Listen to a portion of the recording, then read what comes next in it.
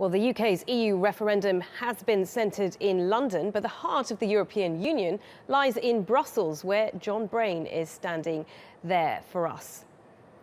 John, so how concerned is the rest of the EU about the possibility of Britain leaving?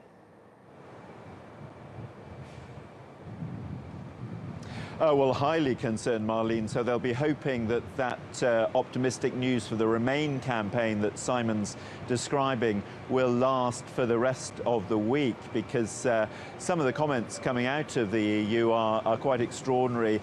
Donald Tusk, the President of the Council, for example, talking about Brexit being something that could trigger a series of events ultimately leading to the demise of Western political civilization.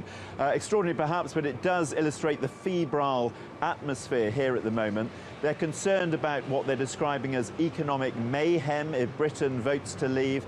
And more importantly for them here, this concept of political contagion, that if Britain votes to leave, there'll be pressure in other countries to do likewise. For example, in France, Euroscepticism is at an even higher rate than it is at the UK at the moment. And Marine Le Pen has said that her presidential campaign next year will have a central plank of leaving the EU. It's a similar situation in the Netherlands with Geert Wilders' Freedom Party.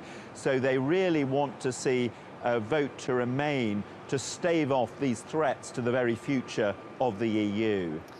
John, there have been so many questions by so many people about how a vote to leave would actually work in reality, in practical terms.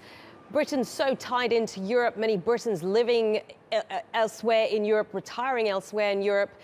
What would happen in reality?